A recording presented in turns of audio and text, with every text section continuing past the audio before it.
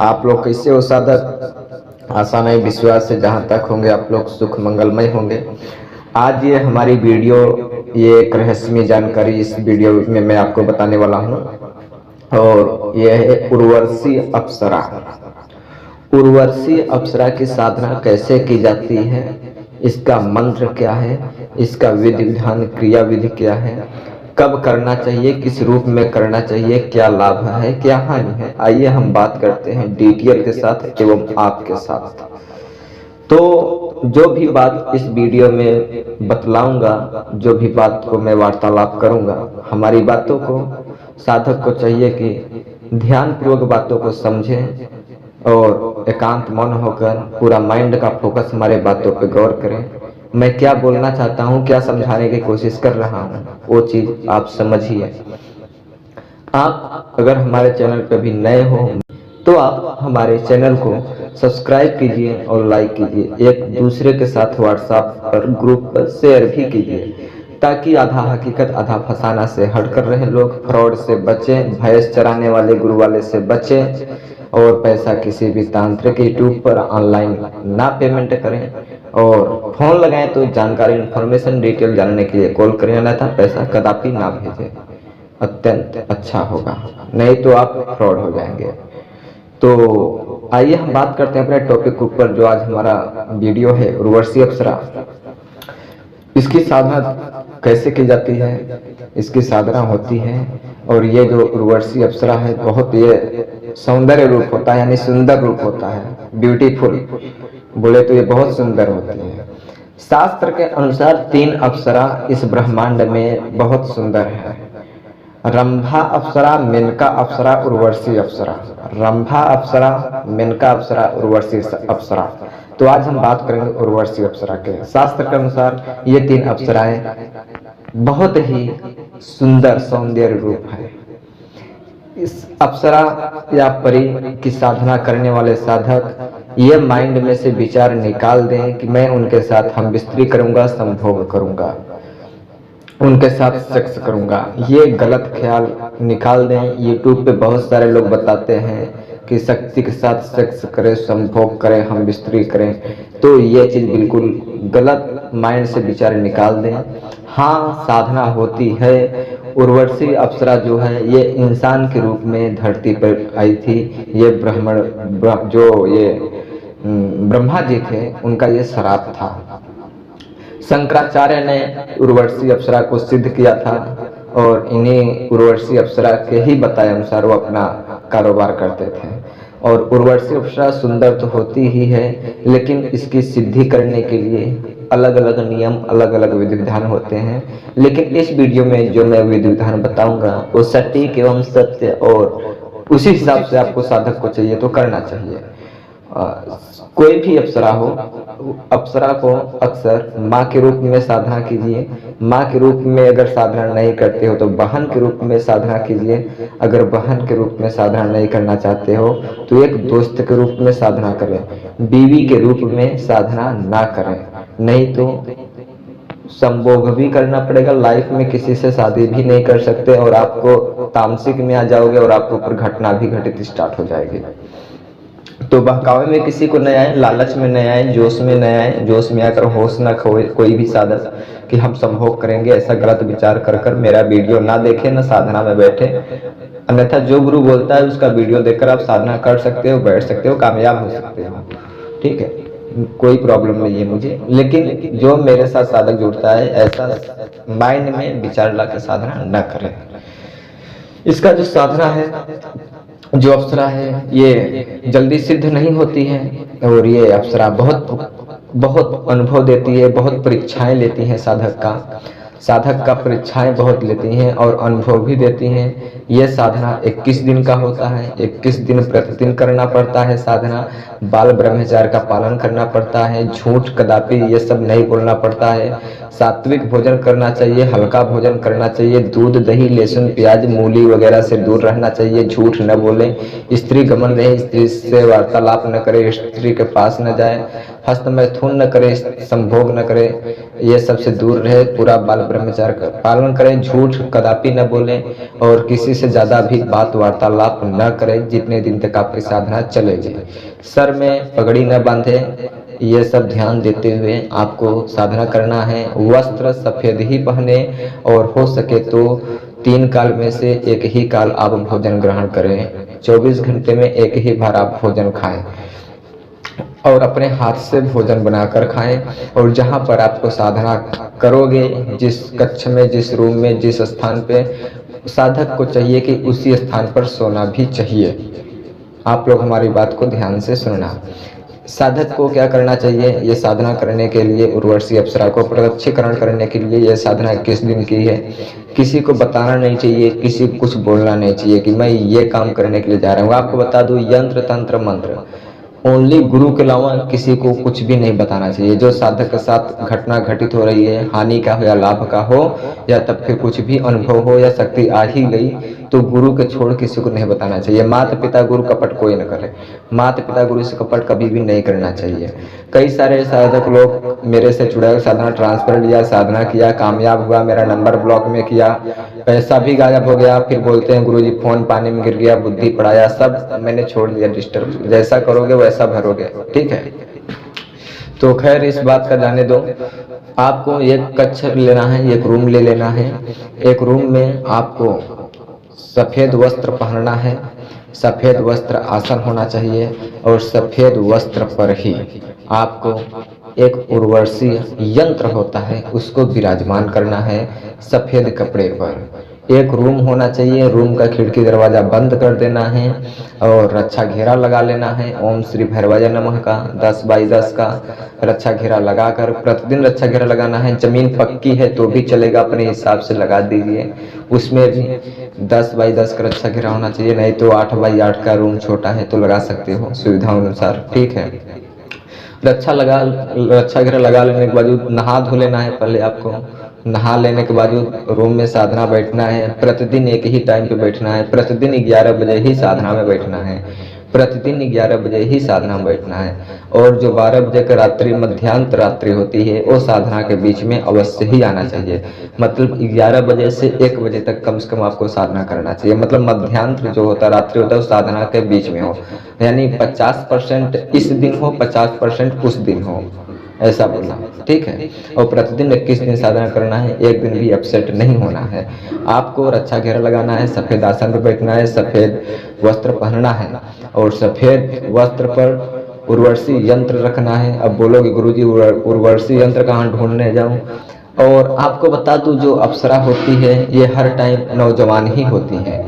हमारी और आपकी पीढ़ी बीत गई, न जाने कितनी पीढ़ी बीत गई और आने वाले टाइम में भी न जाने कितनी पीढ़ी बीत जाएगी। इंसान बुढ़े से जवान होते हैं, मृत्यु हो जाती है, लेकिन अप्सराएं परियां क्या होती हैं?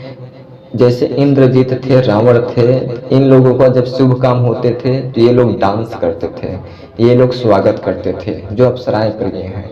जैसे कि हमारा लोग का शादी ब्याह होता है तो डीजे डांस ऑर्केस्ट्रा ले जाते हैं, स्वागत होता है, ऑर्केस्ट्रा डांस बजता है। हमारे लोग का शुभ काम होता है, शादी होता है, तो उनका क्या होता है कि इंद्रजीत लोग, विश्वजीत लोग थे, ये रावण लोग थे, सब लोग इनका जो था, जब इनको शुभ काम कोई होता था तो यही अप्सरा परियां ही इनका स्वागत करती थी, इन्हीं लोगों को बुलाया जाता था।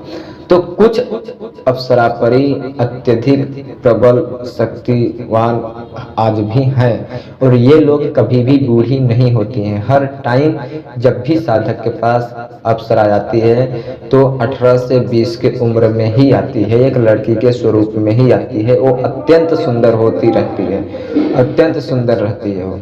और जब वो आती है तो गुलाब का फूल का जैसे सुगंध होता है, उसी तरह बहुत वातावरण उस रूम का, उस कक्ष का वातावरण बहुत सुगंधित हो जाता है जब वो उर्वशी अप्सरा आपके सामने आती है। आपको जब एक सुंदर लड़की का फोटो कपड़े के ऊपर विराजमान कर दोगे, एक आपको मूंग की माला लेना है। अक्सर अप्सरा हो या परी हो, इनका साधना करने के लिए माला मूंग की ही होना चाहिए और सफ़ेद कपड़ा ही पहने। अगर हो सकता है तो आपका जो रूम कक्ष है उसको भी सफ़ेद से पेंट हो। अगर सुविधा सफ़ेद पेंट का नहीं है तो सफ़ेद पर्दा यानी कपड़ा भी डाल सकते हो। साधक एक ही साइड डाले, अपने साइड सामने ही साइड डाल सकता है, चारों तरफ नहीं डाल सकता है। तो जहाँ तक है पूरा व्हाइट ही सिस्टम रखें। दीपक जो जलाना है आपको, जो दीपक जलाना है वो तीली का तेल का, और गुलाब इत्र लेना है गुलाब का, गुलाब इत्र ले लेना है गुलाब का। चमेली इत्र भी ले लेना है चमेली का। अगरबत्ती भी ले लेना है चमेली का, लो मोगरा का लो, ले सकते हो चलेगा। अगरबत्ती भी, धूप बत्ती भी ले लो, मतलब पूरा सुगंधित वाला ही सिस्टम होना चाहिए। अगरबत्ती चमेली का हो या गुलाब का हो, इत्र गुलाब का हो या चमेली का हो, और दीपक हो वो तीली का तेल का हो, और मूंग की माला हो। मंत्र जो है यही है, ओम श्री उर्वशी आगच्छ गच्छ स्वाहा। मंत्र एक बार फिर से सुनिए, ओम श्री उर्वशी आगच्छ गच्छ स्वाहा। इसी मंत्र को 11 माला जाप करें। एक दिन 11 माला जाप करें, 11 बजे रात्रि से स्टार्ट करें। 11 माला जाप करके साधक को चाहिए कि निडरता पूर्वक उसी रक्षा घेरा के अंदर सो जाना चाहिए। सुबह साधक उठे, अपना काम में बिजी हो जाए, अपना ध्यान देते हुए, अपना सिक्योरिटी रखते हुए, जो बात तो बताया नियम को पालन करते हुए, झूठ कदापि ये उल्टा सीधा कर्मों से दूर रहें, नशा वशा बिल्कुल मुक्त हो जाए 21 दिन के लिए, ठीक है। बाल ब्रह्मचर्य का पालन करते रहें। आपको 5 से 10 दिन होगा साधना करते हुए, साधना 21 दिन का है, तो आपको अनुभव होना स्टार्ट हो जाएगा। आपको कोई दरवाजा खटखटाने की अनुभव होगी, या चूड़ी खनखने की अनुभव होगी, या पायल बजने का अनुभव होगा, या कोई मीठी आवाज़ों में गुनगुनाने की अनुभव होगी, ठीक है। या कोई साड़ी का पल्लू जब इंसान सर पे डालती है लेडीज, कोई हवा जैसा लगता है ना, तो उस तरह हवा भी महसूस होता है। मतलब अनेकों प्रकार की एक लेडीज रहने की, आसपास में हमारे जैसे आसपास में कोई लेडीज है, उसका थोड़ा बहुत अनुभव हो रहा है। आवाज आ रही है, गुनगुनाहट आ रही है, और वातावरण भी सुगंधित ज्यादा हो रहा है, तो उसका वो अनुभव होता है। जब आपको 20 दिन बीतेगा तब वो आपके सामने आना स्टार्ट हो जाएगी, आपको सामने आना स्टार्ट हो जाएगी। लेकिन साधक को चाहिए निडरता पूर्वक साधना करना चाहिए। जब तक के 21 दिन पूरा नहीं होता है तब तक के एक नहीं 50 उर्वशी आ जाएगी तो भी बात आप साधक को नहीं करनी चाहिए। जब तक उसका साधना पूरा सफल नहीं होता, जब तक पूरा उसका साधना का टाइम खत्म नहीं होता है 21 दिन तक।